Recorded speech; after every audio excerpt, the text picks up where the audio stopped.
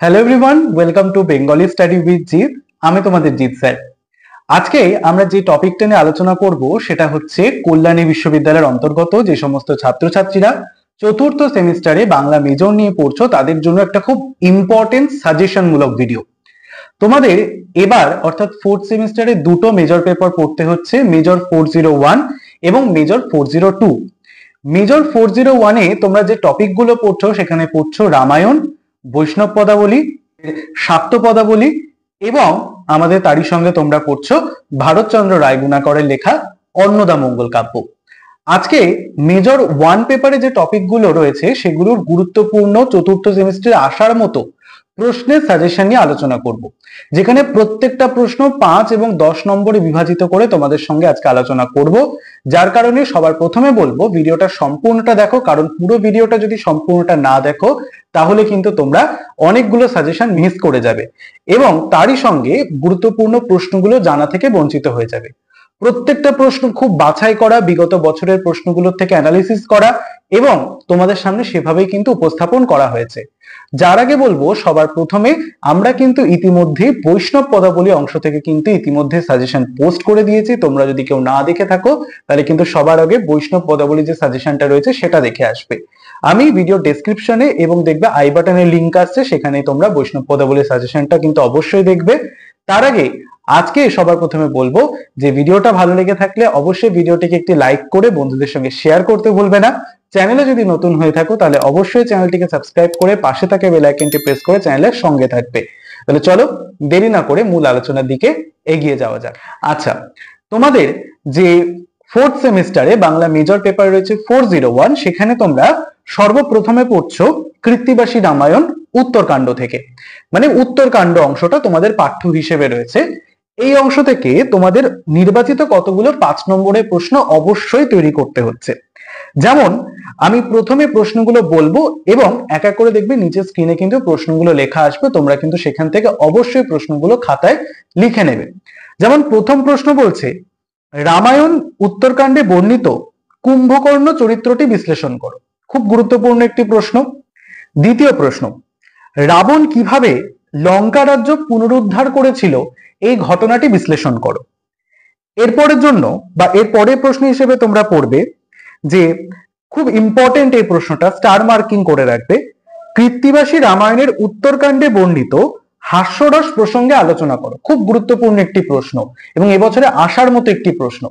পরবর্তী এই প্রশ্নটিও কিন্তু যথোপযুক্ত গুরুত্বপূর্ণ বলে আমার মনে হয়েছে, এটিকেও স্টার করে রাখবে, যেটি হচ্ছে বাঙালি জীবনের আবেগ মথিত হয়েছে রাম চরিত্রে, আলোচনা করো। অর্থাৎ কৃত্তিবাসী রামায়ণে বা কৃত্তিবাস ওঝা রামচরিত্রকে কিভাবে একজন আদর্শ বাঙালি পুরুষ হিসেবে চিত্রায়ন করেছেন সেটাই বিশ্লেষণ করতে হবে। এছাড়াও আরো কিছু প্রশ্ন রয়েছে, যেমন কৃত্তিবাসের পরবর্তীকালে যে মঙ্গল কাব্যগুলি রচিত হয়েছে সেখানে কৃত্তিবাসী রামায়ণের কি প্রভাব পড়েছিল, এটা কিন্তু গুরুত্বপূর্ণ প্রশ্ন।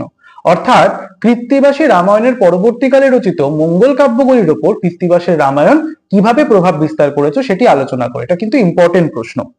এরপরে প্রশ্ন আমি যেটা বললাম প্রথমেই যে রাবণ চরিত্রটা এবছরের জন্য গুরুত্বপূর্ণ রয়েছে।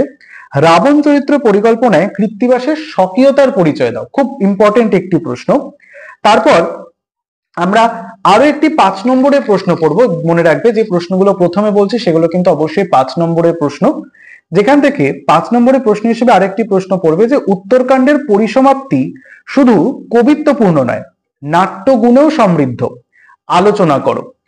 এবং এগুলো তো তোমরা প্রশ্ন আকারে এই 5 থেকে 6টি প্রশ্ন পড়ছই। এছাড়াও কিছু টিকা আকারে কিন্তু প্রশ্ন আসতে পারে, যে বলে দিলে এই অংশটি টিকা আকারে লেখো। সেক্ষেত্রে তোমরা কি করবে, যে টিকাগুলো অবশ্যই পড়বে সেটি হচ্ছে হনুমানের বিবরণ 1, 2 নম্বর পড়বে কালিঞ্জর রাজার বিবরণ, 3 সীতার পাতাল প্রবেশ ঘটনা, 4 গজকচ্ছপের বৃত্তান্ত, এবার পড়বে সীতার বনবাসের যে কথা বা সীতার সাথে যে বিচ্ছিন্নতার ছবি কৃত্তিবাসী রামায়ণে কৃত্তিবাস দেখিয়েছেন উত্তরকাণ্ডে, সেই বিচ্ছিন্নতার ছবিটি তোমার ভাষায় লেখো, এটা পড়বে। বা কৃত্তিবাসী রামায়ণের যে সীতার তাৎপর্য রয়েছে, বিচ্ছিন্নতার তাৎপর্য রয়েছে, কেন তিনি সেখানে বিচ্ছিন্নতা দেখিয়েছেন সেটা পড়তে হবে। এবং শেষে গিয়ে লক্ষণ বর্জন অংশটা, কেন রাম লক্ষণ বর্জন করেছিলেন, এই কয়েকটা অর্থাৎ 1টি 2টি 3টি চারটে, পাঁচটা, ছটা, এই ছটা টিকা কিন্তু খুব খুব গুরুত্বপূর্ণ। তাহলে কি কি প্রশ্ন বললাম 5 নম্বর আর একবার রিপিট করি। রামায়ণের উত্তরকাণ্ডে বর্ণিত কুম্ভকর্ণ চরিত্র, রাবণ চরিত্র এবং অবশ্যই রাম চরিত্র, তিনটে চরিত্র কিন্তু পড়তেই হচ্ছে। এছাড়া পড়বে রাবণ কিভাবে লঙ্কা রাজ্য পুনরুদ্ধার করেছিল, কৃত্তিবাসী রামায়ণের উত্তরকাণ্ডে বর্ণিত হাস্যরস প্রসঙ্গ, বাঙালি জীবনের ছবি কিভাবে রামচরিত্রের মধ্যে ধরা পড়েছে সেটি, এবং এছাড়াও আরেকটি কোট লাইনের প্রশ্ন, উত্তরকাণ্ডে পরিসমাপ্তি শুধু কবিত্বপূর্ণ নয়, নাট্যগুণেও সমৃদ্ধ, উক্তিটি আলোচনা করো। এই গেল 5 নম্বরের প্রশ্ন। এবার 10 নম্বরের প্রশ্নের ক্ষেত্রে তোমরা যে প্রশ্নগুলো তৈরি করবে তার মধ্যে প্রথম যে প্রশ্নটা অবশ্যই পড়বে সেটা হচ্ছে রামায়ণের উত্তরকাণ্ড অবলম্বনে লক্ষণ চরিত্রটি বিশ্লেষণ করে। এটা কিন্তু 10-এ আসতে পারে।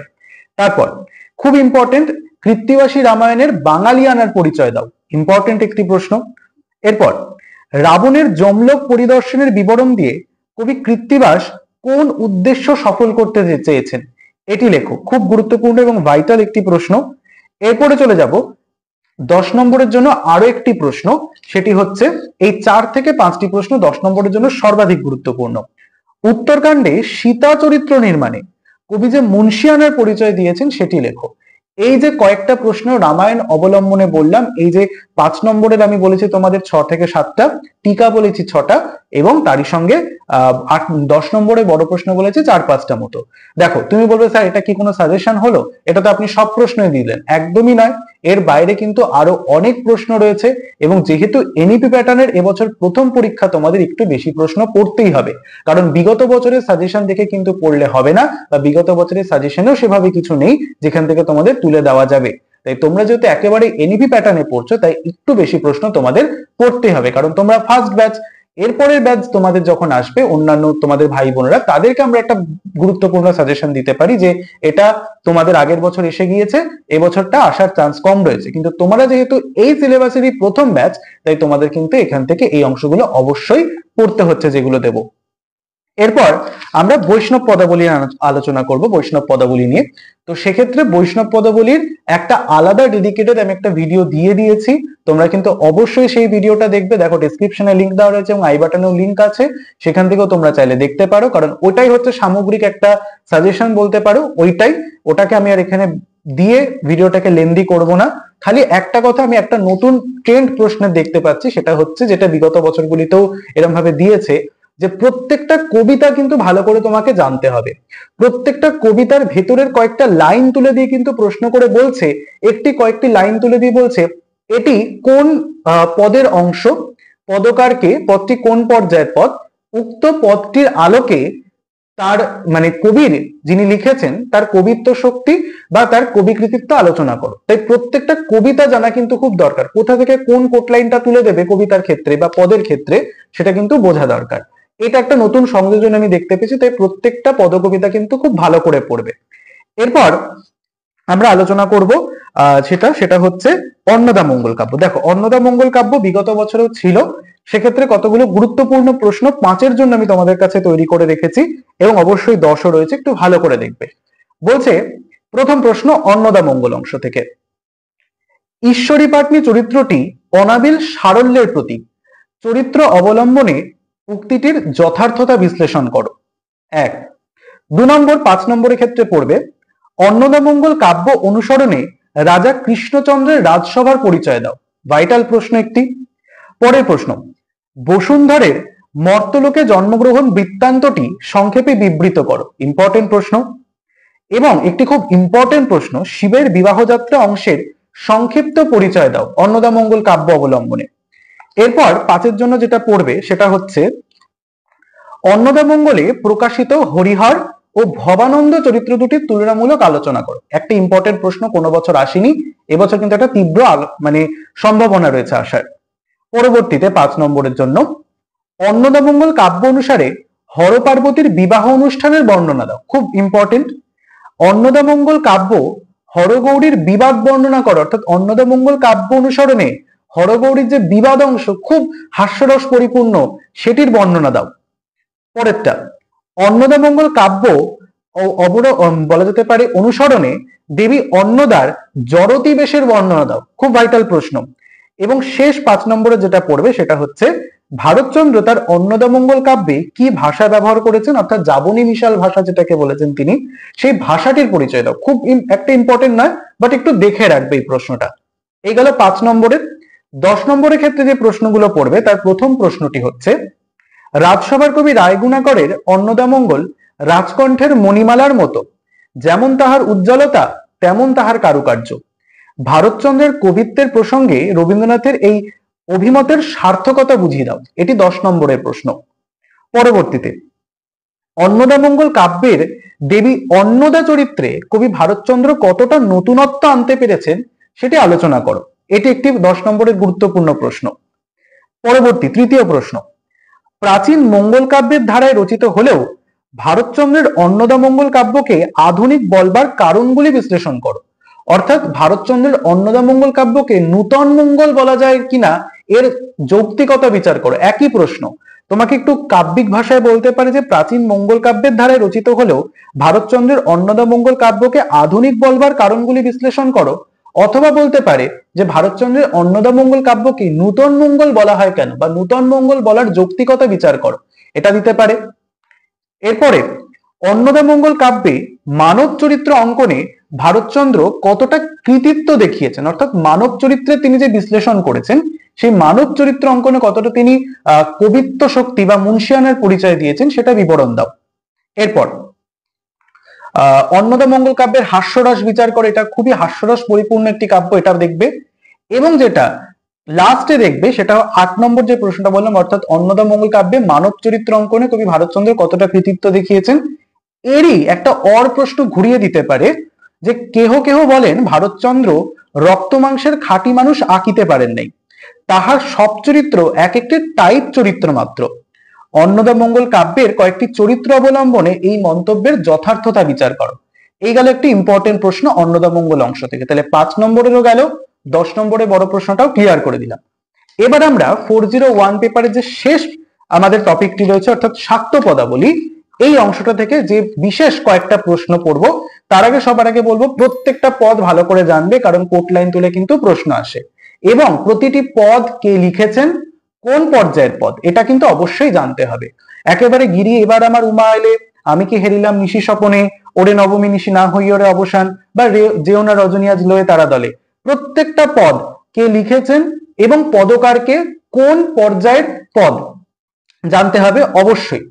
দেখো, প্রথম যে প্রশ্নটা বলছে, গিরি এবার আমার উমা এলে, পদটি কার লেখা, কোন পর্যায়ের পদ, পদটিতে মাতা মেনকার মাতৃহৃদয়ের ব্যাকুলতার পরিচয় দাও।